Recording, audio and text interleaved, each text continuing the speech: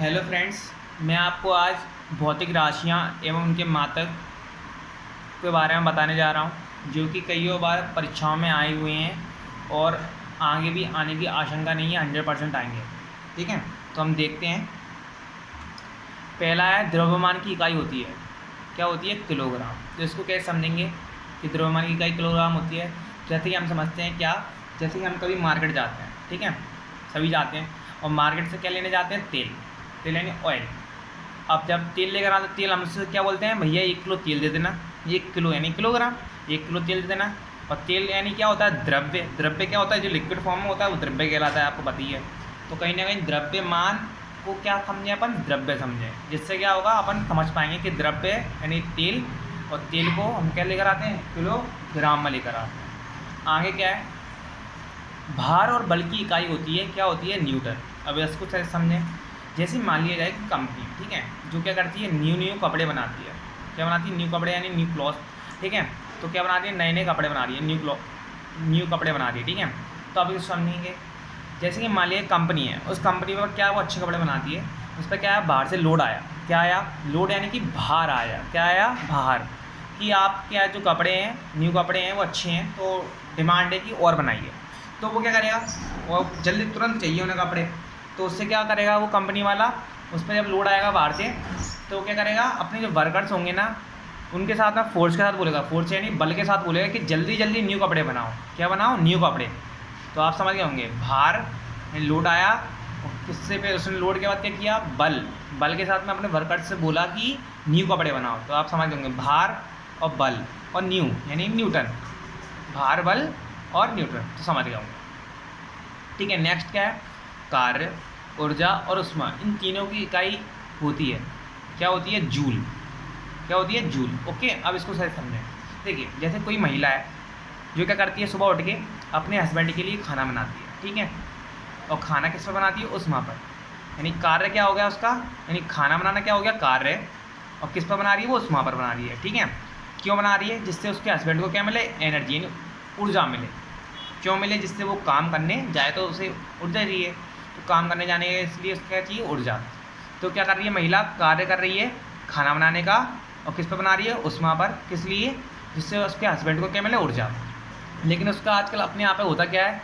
सब कुछ होता है, खाना बनाती है यानी महिला अपने हस्बैंड के लिए, लेकिन हस्बैंड क्या करता है? उस ऊर्जा को ले तो लेता है, लेकिन नष्ट कर देता है। किस में? जुआ खेलने में। क्या करने में? जुआ खेलने में। जुआ यानी जूल, तो समझ गए होंगे। कार्य, ऊर्जा और ऊष्मा। यानी कार्य मतलब जो महिला कार्य कर रही है किस पर? खाना बनाने का, ऊष्मा पर। और उसके बाद क्या होगा? उस किस लिए कर रही है? कि जिससे उसका हस्बैंड को क्या मिल जाए? ऊर्जा मिले खाना खाने के बाद। और जो हस्बैंड क्या कर रहा है? उस ऊर्जा को नष्ट कर रहा है। किस में? जूल यानी जुआ खेलने में। जुआ यानी जूल।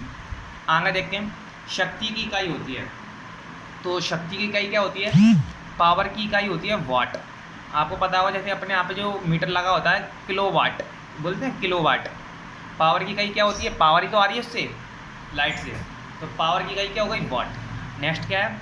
विद्युत धारा की इकाई होती है, क्या होती है? एम्प। अब इसको क्या समझें? इसको क्या समझें? कि विद्युत धारा कहाँ से आ रही है? तार से आ रही है, लेकिन तार कहाँ से? बाहर से आ रहा है। लेकिन बाहर से मतलब कहाँ से? जहाँ से जनरेट हो रही है। तो आपको पता ही है क्या होता है, अपने यहाँ पे जो बिजली होती है, लाइट बन रही है, तो वो कहाँ बन रही है? ऐसा तो नहीं है कहीं और बन रही है, बाहर बहुत विदेशों बन रही है, नहीं, तो वो कहाँ बन रही है? अपने एमपी में बन रही है। एमपी यानी कि क्या बन रही है? एमपी। और समझ गए होंगे, एम्पियर और एमपी, यानी विद्युत धारा कहाँ बन रही है? अपने एमपी बन रही है। जिससे क्या हो गया? विद्युत धारा की इकाई क्या बन गई? एमपी यानी एम्पियर। ओके, और नेक्स्ट क्या है? नेक्स्ट है विद्युत प्रतिरोध की इकाई होती है ओम। अब इसको क्या समझें? प्रतिरोध क्या होता है? पहली बात, प्रतिरोध होता है किसी भी क्षेत्र में, एरिया में जो इंसान विरोध डाल रहा है, वो कहीं ना कहीं वो ना प्रतिरोध को काम कर रहा है। यानी कि विद्युत धारा के क्षेत्र में जो रुकावट डालता है उसके बहने में, उसे क्या कहते हैं हम? प्रतिरोध। तो एक बात बताइए, जैसे ही मान लिया जाए कभी क्या होता है, जैसे कोई काम करना है हमें और लोग उसका विरोध कर रहे हैं, तो हम क्या करेंगे? भगवान में विश्वास करेंगे, और क्या करेंगे? भगवान का जाप, ओम नमः शिवाय, इस टाइप से करेंगे। तो कहीं ना कहीं क्या हो गया? प्रतिरोध को हटाने के लिए किसका हमने यूज़ किया? ओम भगवान का, यानी भगवान का जाप किया, ओम। तो विद्युत प्रतिरोध की इकाई क्या हो गई? ओम। प्रतिरोध को हटाने के लिए इसका यूज़ कर रहे हैं ओम का। आगे देखते हैं, ज्योति की तीव्रता की इकाई होती है, क्या होती है? कैंडेला। इसको क्या समझे? देखिए, ज्योति यानी कि आँखें, यानी समझ रहे हो गया आप, ज्योति की तीव्रता, यानी ज्योति अब क्या हो गया, लाइट चली गई, यानी ज्योति की तीव्रता क्या हो गई, बहुत कम हो गई, जीरो हो गई, दिखाई नहीं दे रहा क्या है, कुछ भी नहीं दिख रहा, ठीक है। उसके बाद क्या करेंगे हम, क्या जलाएंगे, कैंडल जलाएंगे, कैंडल यानी कि समझ रहे हो गया आप। आगे क्या है, आवृत्ति की इकाई होती है, तो अब क्या होती है, हर्ट्ज। तो आप क्या समझेंगे, आवृत्ति क्या है, आवृत्ति मतलब आवृत्ति क्या है, एक लड़की है जो आती है, सब क्या हो जाते हैं, हट जाते हैं। तो आवृत्ति आएगी तो क्या होगा, सब हट जाएंगे, आवृत्ति आई और सब हट गए, तो आवृत्ति हर्ट्ज, यानी आवृत्ति आई और सब हट गए, हर्ट्ज समझ आया होगा। आगे बल आघूर्ण की इकाई होती है, तो क्या होती है, Nm, न्यूटन और मीटर। इसको क्या समझें, जैसे ही मान लिया जाए बल तो आप समझते हैं न्यूटन। अब क्या होगा, कोई बॉल है, आपने उस बॉल को बहुत ज़ोर से फेंका, तो क्या हो गया, आघूर्ण यानी घूर्णन करती हुई रोड पर जाती है कुछ दूरी तक, दूरी को किस में नापते हैं अपन, मीटर में, तो कहीं ना कहीं Nm, तो बल आघूर्ण की इकाई क्या बन गई, मीटर, यानी Nm, न्यूटन मीटर, ठीक है। नेक्स्ट क्या है, तापमान की इकाई होती है, तो क्या होती है, केल्विन। इसको कैसे समझें, इसको समझने का सिंपल तरीका है, जैसे मान लिया हड्डी क्या हो गई, अपनी कमज़ोर हो गई, तो जब क्या होगा, तो अपन डॉक्टर के पास जाएंगे तो क्या बोलेगा वो, कि आप में कैल्शियम की कमी हो गई, कैल्शियम के लिए क्या बोलेगा, धूप में बैठने के लिए, ठीक है।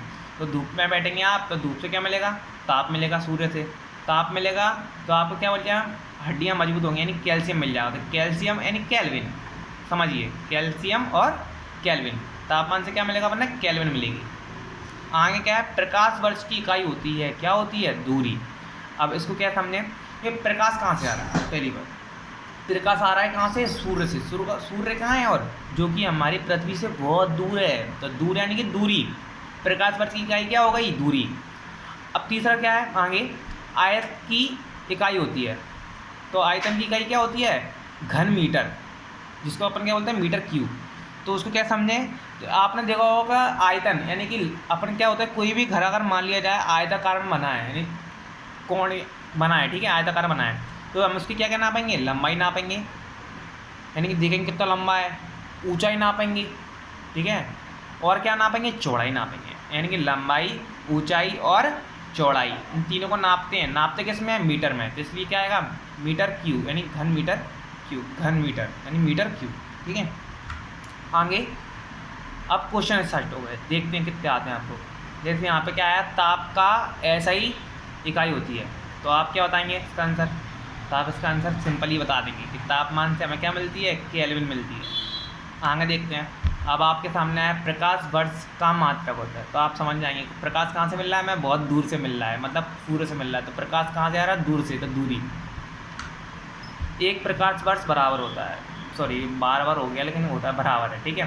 तो इसको मात्रक को आपको याद करना पड़ेगा, कहते हैं 9.46 इंटू 10⁻12 किलोमीटर, और ये क्या हो गया 9.46 इंटू 10⁻12 किलोमीटर, तो ये डबल हो गया, इसका गलती हो गई मेरे पे, लेकिन ये जो नेक्स्ट वाला है आगे खा वाला, वो 9.46 इंटू 10⁻12 ना होकर 15 है, और आगे क्या के हट गया, मीटर हो गया। तो इसका आंसर क्या दोगे आप लोग, तो इसका आंसर का और खा है। अब आप क्या होगे कैसे, देखिए 9.46 इंटू 10⁻12 किलोमीटर, तो ये सही है। उसका 9.46 इंटू 10⁻15 एम है, एम क्यों है, इसलिए है वो की अटकी क्या लग जाएगा, 3 जीरो लग जाएंगे, 3 जीरो लग जाएंगे तो क्या हो जाएगा, तो 10⁻12 में जब 3 जीरो ऐड होंगी तो क्या हो जाएंगी 15, तो हो गया 9.46 इंटू 10⁻15 मीटर। इसको याद करना पड़ेगा, वैसे मुझे बचपन से याद है, मतलब 9th क्लास से याद है अभी तक, तो आप भी 9.46 इंटू 10⁻12 किलोमीटर ऐसे याद कर लो, ठीक है।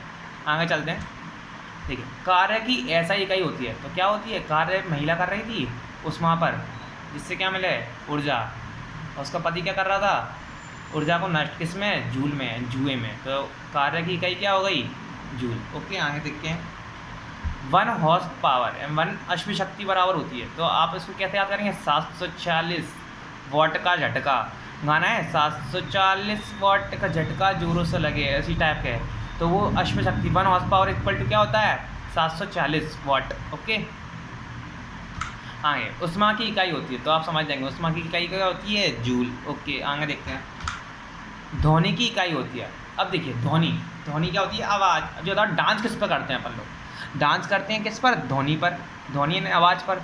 तो कहीं ना कहीं ध्वनि यानी डांस यानी डेसिबल। ओके, प्रतिरोध का मात्रक होता है, तो अपन समझ ही गए, कोई भी रुकावट डालेगा तो अपन क्या बोलेंगे, जा पाएंगे किसका, ओम भगवान का। आगे, विद्युत धारा के मापने के लिए किस यंत्र का प्रयोग किया जाता है, तो जिसका आंसर तो सिंपल था, आमीटर। ओके, आगे, आयतन की इकाई होती है तो हम जानते हैं घन मीटर। ओके, आगे देखते हैं। अब देखिए, ये क्वेश्चन आपके लिए है और आपको कमेंट बॉक्स में देना है।